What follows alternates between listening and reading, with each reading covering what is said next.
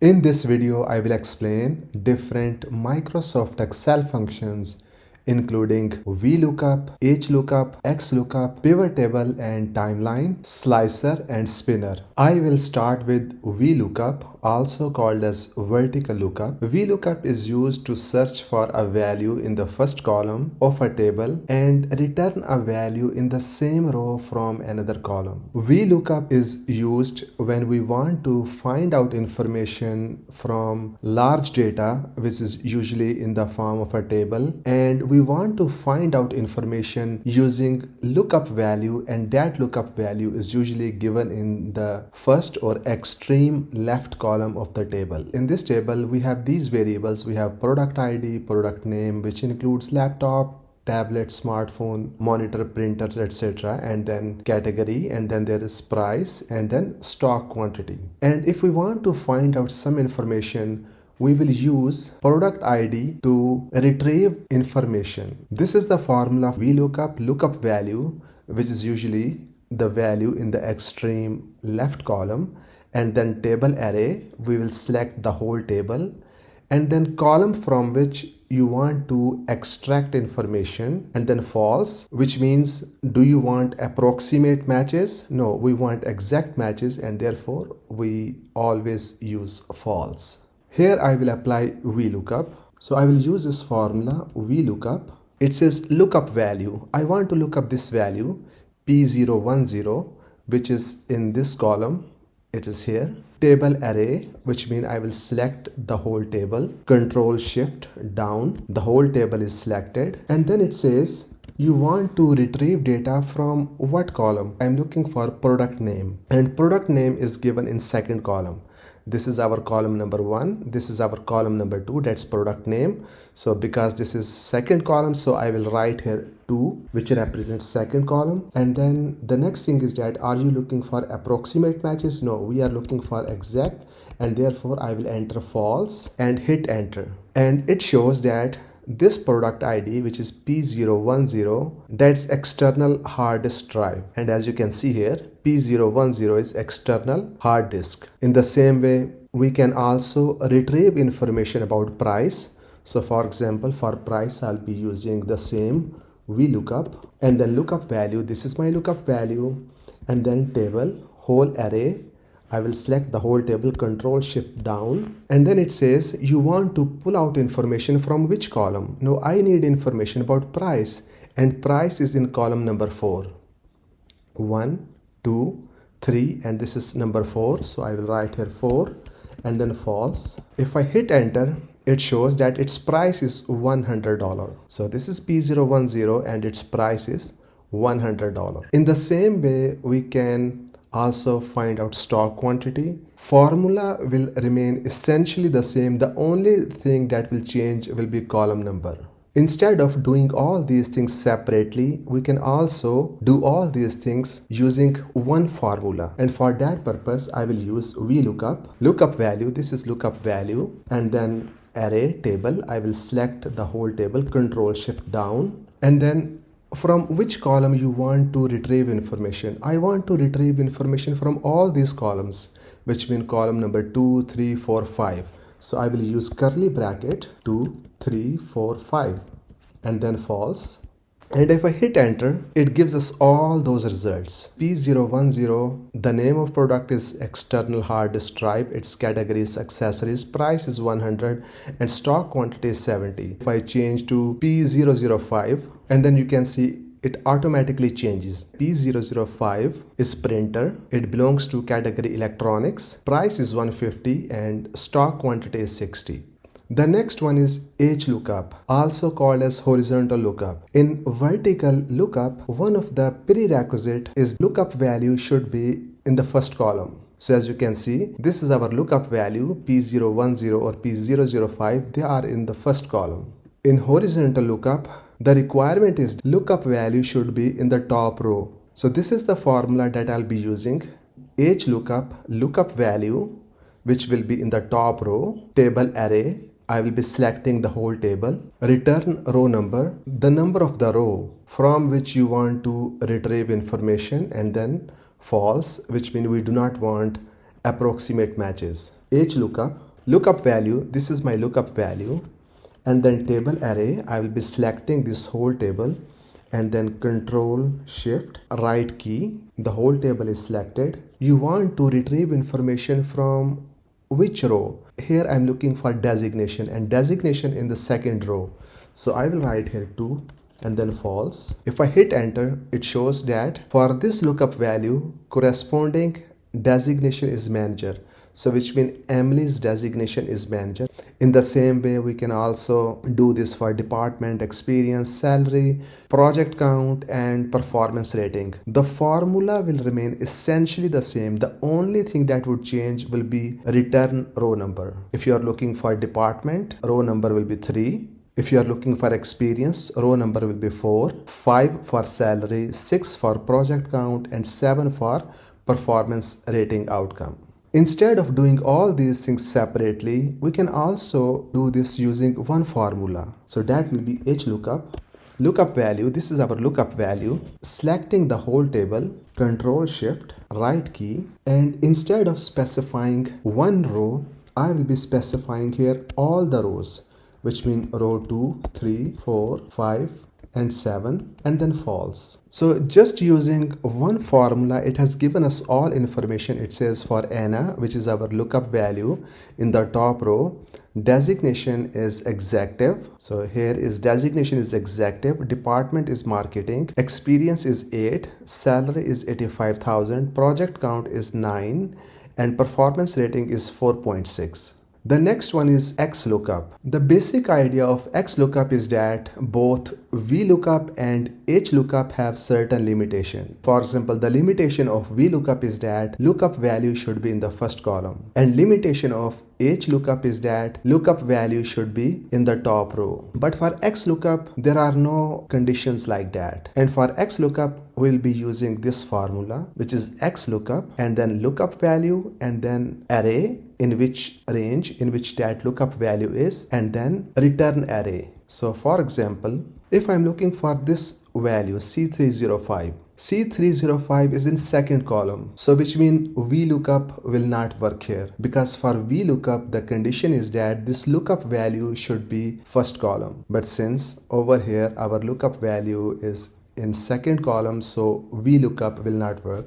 So I'll be using XLOOKUP, and it says what's the lookup value? Lookup value is in this, and then this lookup value is in which range? So it is in this range, and then I want my results to be retrieved from this column. Close parenthesis and hit enter, and it says that for this one C305 price is 15. So this is C305 and price is 15. I can also change it to another value. For example, if I make it H205, then price changes to 35.5. The next one is pivot table. Pivot table is a visualization tool that allows summarizing, analyzing, and presenting data. And these are the steps for a pivot table. You select the whole table and then insert pivot table. So I will select the whole data and then click on insert, and then here you have pivot table. This range will be selected, okay? And then where do you want your results to appear? I want my results to appear here. Click OK. Now on the right side, we have all our variables. So our order ID, product name, category, region, salesperson, quantity sold, sales price, and all those variables that we have here, they are here. Now we need to drag them here. I want to use this variable, that's product name. So I will drag it here, that's product name. And as you can see, when I drag this name here, all those names appear here. And then in my table, I want sales, I want quantity sold. So quantity sold appears here. And then I also want sales price. That gives us rich information. We have here product label, and this is sum of sales price, sum of quantity sold. It means one air conditioner was sold and the total price was 700 for blender. 4 blenders were sold and they were sold for $80, and all this information is here. If I want to add more information, for example, if I want to add here information about region, so I will click on region, and as you can see here, it appears here. So for example, it says that in the east region, these products were sold, and this is about north and south and west. If you do not want any variable here, you can put it back. So for example, you can just click it here, or another option is that you can drag it here. So in this way, you can experiment with different variables. You can select them and see how it gives you information. In the next step, I will add here timeline. So for timeline, here you can see there's insert timeline. So in pivot table analyze, there is one feature, insert timeline. I will click on that. And it says for timeline, which variable you want to use. Of course, because it is about timeline, therefore I will be using date, order date, and click on OK here. Now I will drag it here. So here we have names of month, January, February, March. So for example, if I click on January, it gives us orders from the month of January. If I click on February, that gives us February. If I click on March, April, May, June, July. And if you want to select multiple months, you can also pull it. So for example, now I'm selecting 6 months and this is giving me sales information for 6 months. This timeline feature is very informative because it gives us information about sales during different months.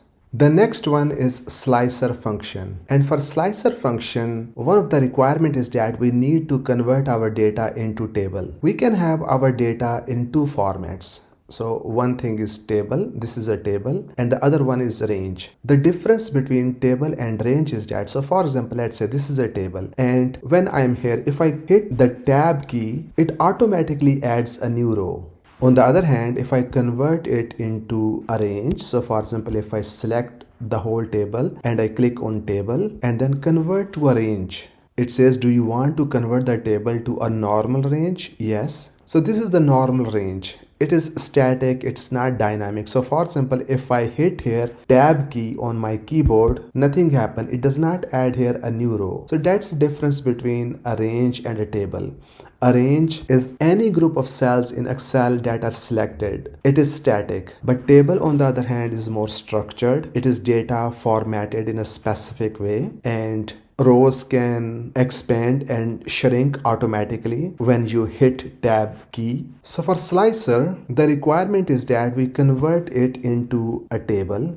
So I will select the whole table and then press Ctrl T. So Ctrl T, it says, what is the data for your table? This is the data, and I will click OK. So now initially this was a range, but now it has been converted into a table. Now once we have converted our data into a table, then the next thing is that we need to add here a slicer, and for that purpose click on table and then insert slicer. In slicer, what information do you want at the top? So for example, I need information about departments. So I will select department and click on OK. And then it says how many columns. I want to make multiple columns, 2, 3, 4, 5, 6, and 7. So I convert it into 7 columns because there are 7 types of departments. Now our slicer is ready. If you click on accounting, it will show you data only about accounting. If you click on admin, it will show you data only about admin. If you click on finance, only finance is there. Maintenance, only maintenance data is there. If you click on marketing, only marketing data is there. In the same way, clicking on R&D and sales will give you data only about that respective department. You can also select here multiple department, control or command, and then if I select multiple departments in the slicer, it is showing us data from sales, R&D, marketing, maintenance, and finance. The main advantage of slicer is that it provides user-friendly and visual way to filter data. The next one is spinner or using spin button. Here is our data. We have here variable that's product, household, electronics, and other. This is their count and this is price, and we want to calculate total price, and total price is the product of count and price. So 25 times 7. Similarly, this one 120 times 19 is equal to 2280, and 12 times 15.5 is equal to 186. Now we want to add here a spin button. The idea of using a spinner or spin button is that instead of changing these values manually, we want to make it more user friendly and interactive. So for this purpose, we will go to developer. here is developer, and then there is spinner. So click on that spinner. I will resize it. I will copy it to other cells. Now in the next step, we need to link this spinner to this count. This spinner should be linked to 7, this one should be linked to 19, and this one should be linked to 12. I will right click on this one, and then there is format control cell link that I want to link this spinner to count. So I will select this one and then click OK, and then I will link this one with 19. We have to do it separately, linking individual spinner to count. I will right click this one and format control, and I want to link this cell, click OK, and then again right click this one, and then there is format control, and it says you want to link this spinner to which cell. I want to link it to this one, and then click OK. Now instead of changing numbers here manually, we can click on spinner and we can do that. If I want here 10, instead of manually typing 10, I will click here 1 2 3 4 5 6 7 8 9 10. Similarly, if I want this one to be 5, I will click here 5. If I want this one to be 7. So as you can see, when we click on this spinner, the count changes, and then accordingly our total also changes. The main advantage of spinner is that it allows data entry in a more user-friendly way